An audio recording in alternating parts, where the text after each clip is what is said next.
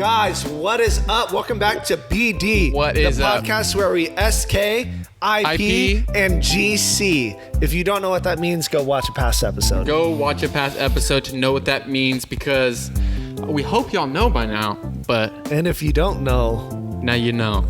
you know. So, if you do know what that means, we love you and we appreciate you and you're loyal. Thank you.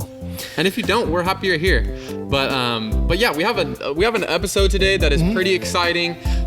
We say that every episode because it actually legitimately is exciting for us to do these. Right. We love them. And you know why I like these, Nick? Why? You know what? I love the Is It Justified because You like arguing. I do like arguing. Calling me out, it's true. Yeah. But the brand history I love, and I know we probably get more listens and people like those more because they're finding out about brands. But these ones, we get to have conversations that need to be had. And I feel like too, for those of you guys, this is your first episode. Thank you so much for tuning in. I'm Nick. I'm Max. And we do two main segments through Burnt Denim. We do Is It Justified, which we're doing today, and we do brand history. We go over the depth of the history behind each brand that we all know, love, but don't know much about in depth. But Is It Justified, I feel like are our favorites. Yeah. Because it's not information about someone else that we're trying to pass on. It's our own ideas that we're trying to convey and generate conversation that you guys can actually be included in. It's hard for you guys to add to the history of Rick Owens, but your voice definitely matters when it comes to talking about is it justified to do these things, because they're ongoing conversations. And I think Burnt Denim was founded on the idea of this Is It Justified segment because generate conversation is one of the parts of our kind of mantra, and the whole purpose of Burnt Denim is so that we can have conversations in the fashion community and we have your input. And yes, we are here to give our thoughts, and I also think that it's needed in podcasts, because I hear a lot of podcasts today where they interview people in fashion or they talk about a trend or something like that, but I've yet to find a podcast in fashion where they're talking about important questions on whether it's justified to do these certain things, whether there is a good reason behind it or there's a bad motive. And so this is really unique. It's a unique niche that we're looking to fill, and we really enjoy it. And I think the structure of how we're not specifically giving our own thoughts, we're giving two different sides and letting you decide. I think that's pretty cool too. Yeah, we're not telling you what to think. We're just showing you both sides of the conversation so you can contribute your own ideas and your own opinions. Right. We never want to tell you what to do or what to believe. We just want to provide you with both sides and let you think for yourself. And I think it's cool too, having people come up to us and tell us, listening to these segments, for the people that do listen, that it's actually either changed their mind or made them think a new way or got them into fashion. That has been the biggest encouragement to us. I've heard people start on one side, and then by the end of the discussion, they're on the other side. Usually they switch to my side. But yeah, it's interesting. What do y'all think about that? Let us know in the comments. Is it justified? Is it justified to side with Nick? No. So with that, we kind of just want to jump into it, because this is going to be a really interesting episode that I think a lot of people are undecided on. But we should do our fits. Oh yeah, but before we even jump into that, there's a mini segment that we have called Explain That Fit. We were so excited, but there's just some good things good ideas that we want to share. So we have a segment called Explain That Fit, where we go through our outfits that we're currently wearing and break down if there's any stories, any history, anything like that, or kind of where we got them. Yeah. So do you want to start? Sure, yes. So I'm wearing kind of mostly an all black outfit. I have this shirt. It's called Shaka Wear. It's kind of like these blanks, but it's an XL, and I got it. Good story behind it. I got it when I was with my roommate Ray from San Diego. I go to school down in San Diego. We went up to LA and we went to Ventura. We went thrift shopping. I got it for $1 at a Goodwill, and I love it. Fits nice distressing. The pants are kind of like these Dickie style, kind of just straight leg, kind of work pant, by a brand called Basketball Skateboards, and that's by Heron Preston, who's a designer. It's kind of his diffusion line through Pakistan. And then the shoes. Take them off. The shoes we got on are the Jordan 1 Shattered Backboard 3.0. It's a lot of controversy on these. Yeah. People didn't like how they look all greasy and all... The gloss. The creases. But I really appreciate... Nick had a pair, but he sold. But, right? You sold them? Yeah. But... For not enough, too. I like these. And this... Important behind this was actually, believe it or not, the first sneaker I won off of the sneakers app, which if you know anything about the Nike sneakers app, they do me dirty, do everyone dirty all the time. But actually, this is the first pair of shoes that I want off the app. So, right. Interesting, much shattered backboards. They come from Michael Jordan when he was playing a game overseas wearing an orange uniform, and he actually shattered a backboard. He did. So that's where that comes from. The gloss is meant to be like a... Do you guys similar to the... Do you guys like when we put a shoe up backboard? here? Could that be a new thing where we have a different pair of shoes each week? Yeah. That might be cool. I don't know. Maybe random items. Yeah, random items. We'll see. Let us know in the comments. Nick, can you explain your fit? Yeah, my outfit going I like Nick's fit today. It's looking good. Top to bottom, I'm wearing the Bayside 1825 hat. If you don't follow 1825, follow them. Bayside.1825 on Instagram. No, Bayside 18.25. 18.25. On Instagram. Yes. Super College cool community. Bayside. It's our college group that we're a part of. Great to get connected if you don't have any friends. Roast. No, I'm just kidding. No, it's a great place. So you should watch it. Yeah. So you should join. So I have the wool hat from the conference that we put on. I'm wearing it originally was a vintage blank from Russell, but one of my friends screen printed Torn and Worn on the back, which is actually one of the the vintage Instagram store that I help run. So that's kind of cool, very personal. A vintage white t-shirt flipped inside out. One of my favorite t-shirts, even though it's just like not worth anything to anyone else. Simplicity is the best. It's just the shape. I like it. Yeah. Pants, I'm wearing the Issei Miyake pleats. Super comfortable. Super nice. Wearing those. And my shoes, I am wearing Jordan 1s, same. Jordan 1s, got baby. Black toes. I want to say they're released in like 2016. One of the original colorways that released in 1985. These. That's my fit. It's a good fit, that's people. The fit. It's a good fit. Yeah, so that's the explain the fit. And as Nick was saying, today we're doing really interesting. Controversial. Controversial. As always, we don't want to pick lame topics. We want to pick fun, interesting, where we can get heated at each other because we like arguing. Yeah. So I like being right, and I am most of the time. So these work out really well for me. I enjoy them. Yeah, I'm sure they have. I think people have sided with me. But today we're talking about, is it justified to buy knockoff pieces from brands such as MNML? So first, knockoff, what do we mean when we're saying knockoff, Nick? Because we've talked about fakes before, but it's a little different. Very, very strongly gained influence from a pre-existing design. Nick sounds like a lawyer right now. He's killing it. I like it.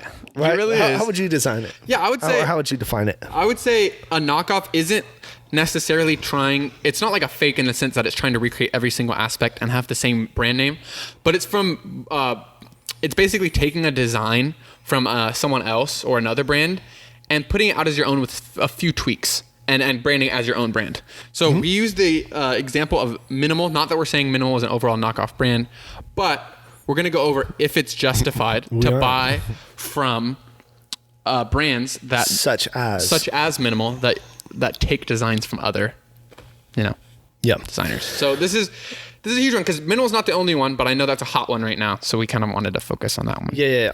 So should I start us off? I got some good points. Okay. So Nick, what are you going to be arguing today? So I'm going to be arguing, yes, it actually is justified. Okay. And I'm going to be arguing, those brands. No, you should not buy from those brands. Right. Again, these are not necessarily representative of our personal opinions. We kind of encompass a little bit of both, usually. But we're going to go and hardcore argue our side like it's high school debate team. So not Nick, college debate. Nick, I want to hear what you have to say. I'm really interested to hear you say why it is justified to buy from knockoffs. I feel like you don't think I can make a good case with this, but no, I'm going to do it. I never said that. So with why it is justified. Okay. One, it keeps those brands in check. So, for example, we're talking about, I think we'll just use MNML as our example, just because it's like a really popular one right now. And especially heavily known for being knockoffs, some may say. So using that example, MNML has been accused of knocking off brands like Chrome Hearts, Fog, Fear of God is like the main one. So I'm just going to use that parallel. Okay, let's see where you go with this. So it keeps those original brands in check, like Fear of God. So the reason that people would say it's justified is because it's higher quality intellectual property, so on and so forth. Yeah, but so on and so forth. Intellectual property is a huge thing. Sometimes, is it really worth that? And I think the great things about these knockoff brands is that they keep those brands in check, because it's like, okay, maybe it isn't worth that, and they're only charging that because they're the only people in that market and there's no other alternative. So providing that alternative which for the most part, the quality isn't that big of a difference, especially to the average consumer. So it is justified for those people to buy it. If it is that serious and that big of an issue, and it is such intellectual property, then get a patent. If it's so original, then you can kind of... You know how expensive it is to get a patent and right, for it but to be if your enforced? idea is worth that, you can get it. Oh my gosh, this is falling apart right before my eyes. It just shows how hard it is to also prove that you were the only person, the first person to do this in the first place. You know, because a lot of designers maybe... it's stealing, I mean, yeah. No, they may be from two different places, but they might have influence from the same place, so their products... naturally sort of look similar, and whoever's the first one to come out, it looks like they're copying the other person, but really they're gaining influence from the same place, which in the first place they might be stealing from other brands. So we wouldn't know. It's too hard to trace back kind of where people got their original ideas. There's a difference between stealing and influence. No. Yes. But when it comes to brands like this, like, how do you define when it's stealing or influence? Right. Especially when the brand's not patented, and especially when it's similar design but not exactly the same. How do you regulate that? All right. You can't. All right. Here's what I want to start off with. I'm going to start off with a picture. And also, too, let me say this. The best products will get sold. No. The reason cheapest products that look similar to the best products often are sold. And the reason people buy these is because they see the value in that. All right. So if it wasn't good enough, people just wouldn't buy it in the first place. I really held back and didn't rage off on Nick. But here's what I would like to start off with. I'd like to start off with a picture. Boom. Right here. This right here is a picture of Chrome Hearts denim with the crosses on them. Okay? You see that? Now I'm going to add another picture, either somewhere here or here. Boom. See that? That is what MNML released not long after the popularity of those Chrome Hearts jeans increased. I just want to let you internalize that for a second. Now you tell me if it's justified for a company to blatantly rip off Chrome Hearts. And Chrome Hearts, Nick might try to make the argument, so I'm going to stop it before, that they took Levi's jeans and put cross on them. Yes, that's what they did. They did. But they didn't try to be sneaky about that. They made that transparent, and they said... to the people, this is what we did. It's not any secret that they're Levi's. They didn't take the label off the Levi's and replace it and try to be sneaky. That was the whole purpose, right? MNML puts their own label. MNML takes the jeans and puts the cross on it. But anyway, I just wanted to... But also 2 points. Let me ask you, how much does Chrome Hearts denim usually cost? Oh, thousands of dollars. How much does MNML? Like $70. Oh, okay. But they ripped off the intellectual property of Chrome Hearts. So here's what I want to... They did. Was it patented? There strictly doesn't need to be a patent for it to be ripping off intellectual property, and that's even in the law. It doesn't have to have a patent for there to be intellectual property ripped off. There have been busts of knockoff brands by literally federal agents, and the person didn't necessarily have a patent, but it's a blatant stealing of intellectual property. So there also doesn't have to be a patent. By the way, a patent helps, but it isn't the sole legal source of there to be a knockoff. But anyway, I want to start with this as well. Although brands such as MNML and other brands that knock off designs may come at a cheaper price point of designs that people want, they rip off the intellectual property of the original designers, and they exploit the fashion industry. And here's what I have to say about that. You may be wondering, how do they exploit the fashion industry? That's what I'm wondering. Right. So you're wondering, well, how can clothes that are originally so expensive be so justified? I'm just trying to buy these at the cheaper price point. Well, the cheaper price point may be cheap in your mind, like, oh, this is like cheap, this is better, but we think clothes are too cheap anyway. And I think you know where I'm going with this. But when a company they actually put a lot of money into designs. They spend a lot of money into that. So when a company doesn't have to spend any money on designs because they already have a reference point, they already have something they can steal from, then that whole cost of designing is completely cut out. So there is one reason why it's cheaper. They can produce it on a mass level because the quality doesn't have to be as high. So that's another reason why it's cheaper. And they can distribute it on a level that's more accessible to people. So that's why it's cheaper too. But the thing is, they completely ripped off a design. They you know how much money goes into a company like a Fear of God in trying different, like even with shoes, for example, they have to try different molds. They have to try different shapes. For a shirt, they have to try different silhouettes. They have to try different materials. There's a lot of costs associated with the design process that knockoffs don't have to spend any money on, and they completely exploit it, and they rip off the intellectual property.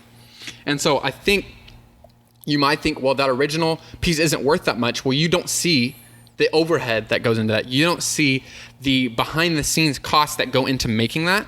All you see is a cheaper alternative. And because that these knockoff brands have come out, they wire your brain to think that that's what the price should be. But in reality, they completely exploited the design process of another designer in order to profit off of it and make a cheaper quality product. So you would argue that design process is worth thousands of dollars? I would argue, yes. Okay. Strongly designed. Do you know how much? You beg to differ. Do you know how much it costs? A Fear of God is made in the USA. But would Minimal not have to go through sampling process? Would they not have to find similar manufacturers to also do that product? No, because also the jeans that they use are different blanks. Nope, they sell they on. don't. Here's why. Because a Minimal will use the same manufacturer for all their products, where other company uses different manufacturers for different aspects. Fear God will use a different denim. It gets the denim from different places, gets the canvas from different places, gets the leather from different. It's not all in one place. Where a Minimal can mass produce at a cheaper level out of a factory in China, to where they can get all of these for a much cheaper value because they're all being made in the same factory over and over again. Where also something like a Fear of God, and I keep referencing Fear of God because Minimal is very accused of that. Minimal has also ripped off Chrome Hearts, has also ripped off Rude, has ripped off a lot of these brands, but allegedly. Allegedly. I'll put up some more pictures. Here's a Fear of God. Here's a Fear of God hoodie, a gray one with the red hand. So that's why he can put all these things. And here is also, you could say it, I'll put it up for you. And here is also the Minimal hoodie, right? So I'm just saying, it exploits it and it makes it. I always like to go back to economic terms because I feel like that's where a lot of this, they derive their influence, they derive like their power in the market because of like how the economy works and how the market works. And so when these knockoff brands steal designs, there's almost a communist sense of design. What? Oh. You didn't even let me. You went what? Because there's no repercussions for using others' designs. In a communist society, everything is shared. The means of production are owned by the government. And so I'm not strictly talking about the government in this. What I'm talking about is basically everyone has an even playing ground in a communist, society, which it doesn't really. But that's kind of the ideal communist society, is everyone is even, everything is distributed evenly. So there's this communist sense of design when there's these knockoff brands because everybody can take a design without any repercussions because everybody gets the same opportunity, right? So when there's a communist society, the reason that they failed in the past and the reason that they haven't succeeded is because there's no motivation for people to innovate and design new things because it's just can easily be ripped off. So when there are these knockoff brands, it can discourage fashion houses or designers from creating new things because they know it can immediately be ripped off. I'm obviously talking on a larger scale. Someone like Minimal isn't obviously going to impact one of these huge fashion houses or one of these huge design brands that already has ground. But if this pattern continues and all these knockoffs continue to come out, it discourages someone from creating something because they know it's just going to be stolen and they know it's just going to be ripped off. Even someone like Virgil Abloh originally saw it as a compliment. He said, when I see fakes or when I see someone, when I start a trend and I see another brand copying it, he said he sees it as a compliment.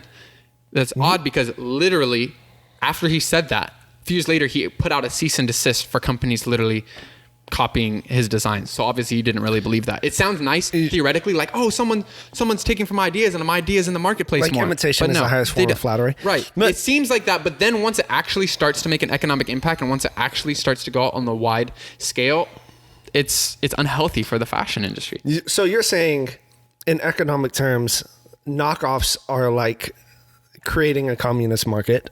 I'd say when there's knockoffs and there's no repercussions, I think when there are repercussions, when there are, busts of, we've talked about fakes in the past, but of knockoffs, or they do get sued for intellectual property, which has happened, then there's that being taking place. But now it's so hard for repercussions to be enacted because there's so many that, yes, it sort of leads to this communist sense of design, which You know, it's funny because I feel like it's opposite to where it leads to like a capitalistic sense to where it forces those brands to continue innovating and to continue creating their products so extremely high quality or extremely different or hard to replicate. The thing is that they have to continually getting better. And also too, that is not true. The whole idea behind capitalism is that the government does not interfere, right?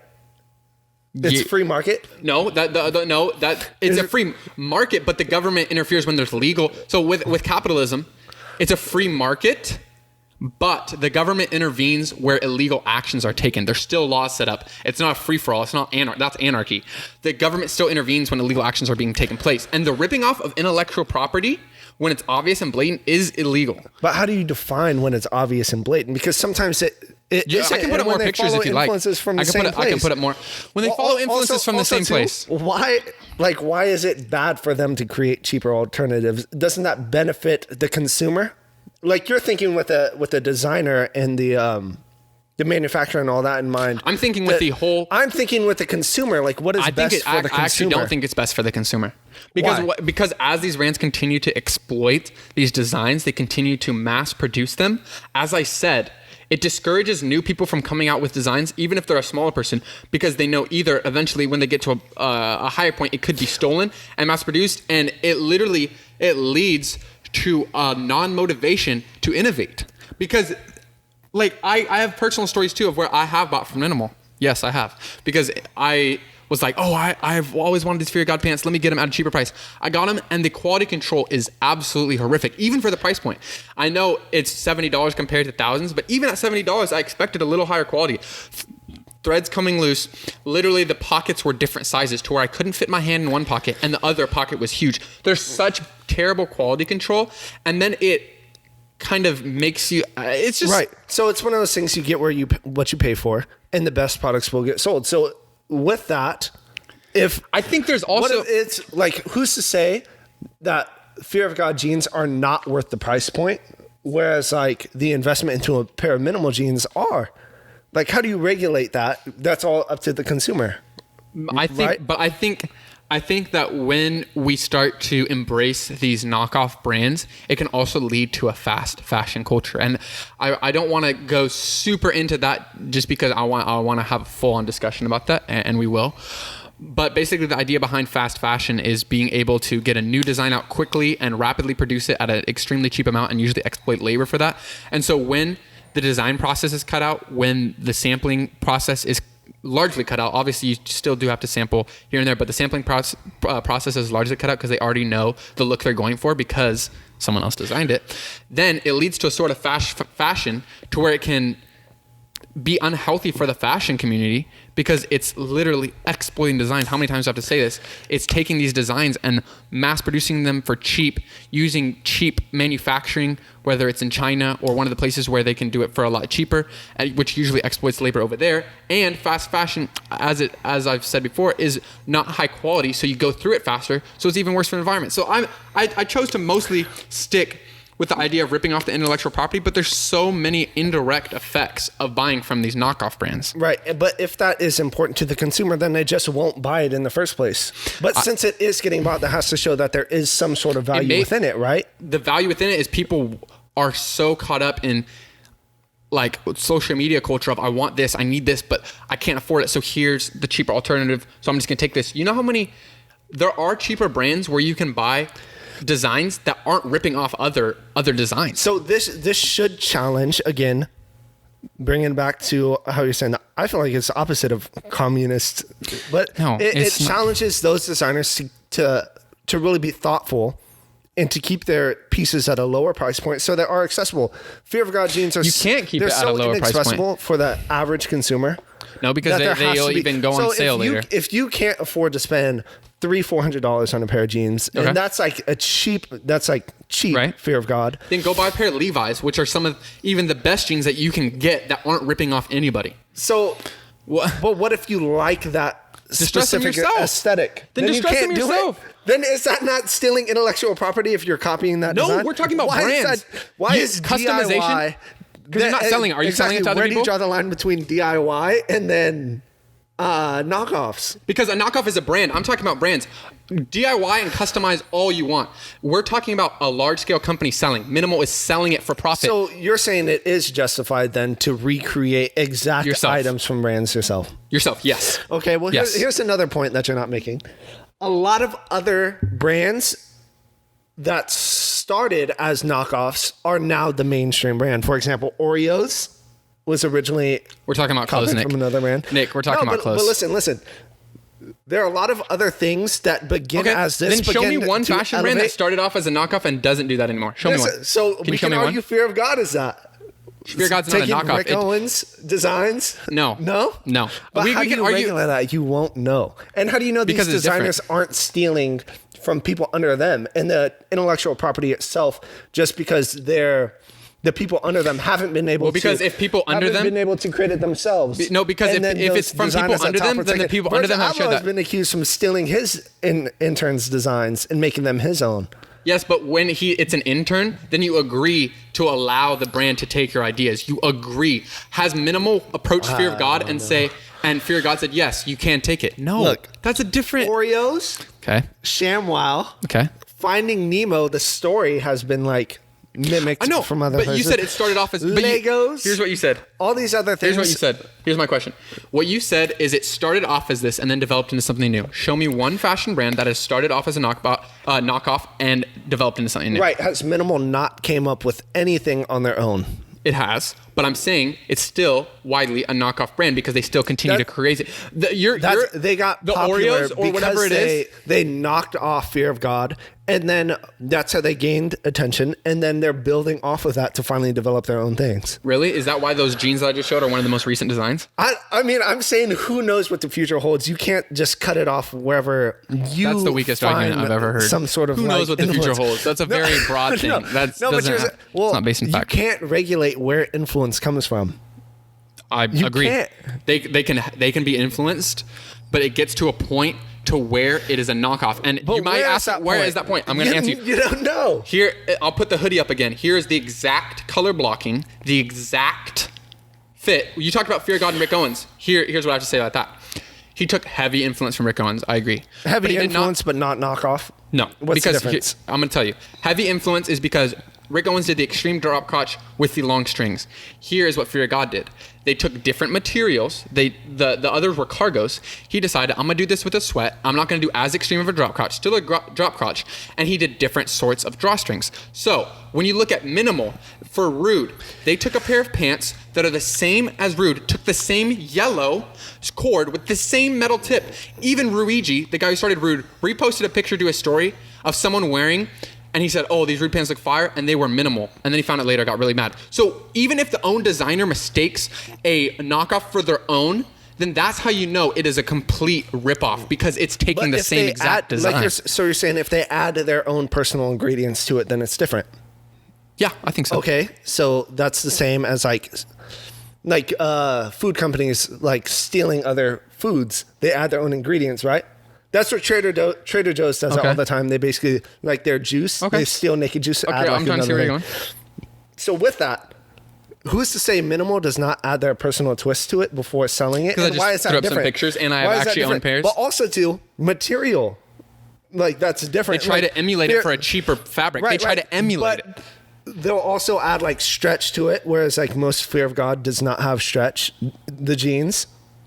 Nick, no? Okay, you're getting a little out there. How do you choose which ingredients are big enough to count as? I just told you when a designer mistakes a picture for their own design and then later finds out it wasn't. Visual, but also not quality as well. Yeah, the quality touching. Worse, but they try to use the same materials. Fear of God made a hard distinction on using different materials where Minimal tried to use the same materials at a cheaper price point. But anyway, also too, if the own designer can't even tell, that should be a testament to how not innovative or how not good the quality it was, because it can be replicated at such a anything can be replicated today. What are you talking about? I don't know.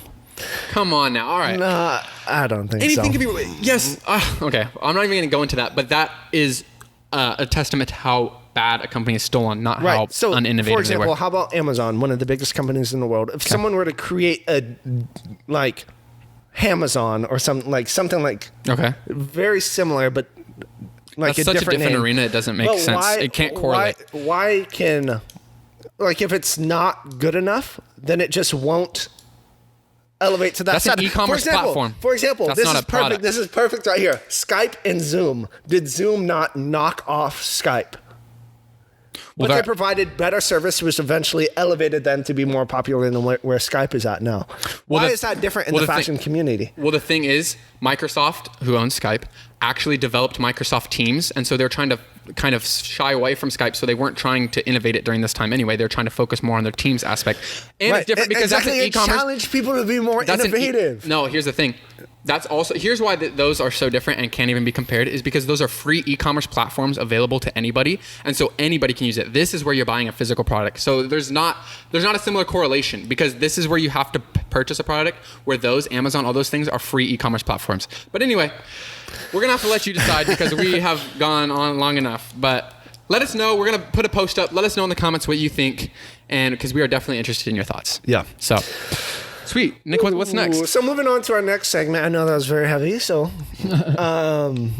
we have a segment we call Asking for a Friend, where we open it up for you guys to kind of ask certain questions that you may have, and you're just interested in hearing our thoughts on it. So we have 2 questions from you guys on Asking for a Friend that we're going to break down. So the first one is, what are our thoughts on men wearing women's clothing? Like Jaden Smith. For example. Nick, do you have any thoughts off the bat? I'd say it depends. Right. That's how this is. I don't have like a direct answer for this. Actually, I'd say it's fine, but also too, you have to know your personal style and kind of how far extreme that you can go Young with Thug that. wore a dress. Yeah. I think I don't want to say no, because then it restricts your creative freedom. But at the same, So, but you're asking my thoughts, right? You're not asking if I think it's justified. I also know or have heard of some men buying women's jeans because they're high-waisted and it just looks better with the proportions of your body, whereas a lot of men jeans don't have that. Yeah. So maybe that. Then I would say yes, but just know what don't works go for you. Like, don't go I don't know. Yeah, I would say I'm all right with it, I guess. Yeah. But there's a lot to it. So That's it. Yeah. It all depends on personal style. It has to match that, as long as it's not so like completely random that it's like, okay, this wouldn't look good on anyone, Right. Something like that. Yes. And the second question we had are, what are our thoughts on fashion meme pages, obviously, like on social media? Yeah. Are they good or are they bad for the fashion community? So that's like vet memes. Yeah. One of them. There's a few. There's other like ones. a whole bunch. Yeah, there's a whole bunch. So, what do you think? Are they good or bad? I think I'd say yes and no.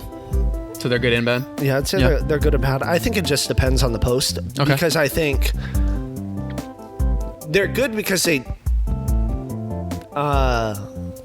like start conversations and they like challenge designers and challenge, certain brands of like, okay, like maybe you're doing like a little too much with this. So maybe you should like reel it back. So I think that's good. But also I think it might be bad because I think a lot of people, I've seen a lot of pages do like almost like a starter pack type thing to where if you wear this, then you're this, this, and this. That's a good point. And then I think that creates negative stereotypes about certain people and certain pieces, which I think that is unhealthy because then people can't really venture and experiment without also good point. Supposedly having their identity. Like they can't try out a new style without also trying out the personalities that come along with that style. Okay. If those meme pages, make that connection between the style and personality traits, if that makes sense. Yeah. No, that's good. I agree with that. I would say overall, they're good because it gets more people interested who may not even be into fashion and gets more conversation flowing. But I also agree with what Nick said. It can definitely turn toxic and discourage people. So, but I think they're pretty enjoyable, like especially for people who are into them. They can laugh, and they've never really changed my opinion on anything. So if you're like into it, they show you different ideas and make you think. Yeah. So that was Asking for a Friend. Pretty short today because we really wanted to focus on that. Had a longer discussion. Is it justified? But yeah, make sure follow our Instagram. Boom. At Burnt Denim. If you're watching this on YouTube, leave a like, comment, subscribe. And yeah, we're going to post. We want your thoughts on that. Is it justified? Because this is a big one. And we also have a little something called Small Business Shout Out.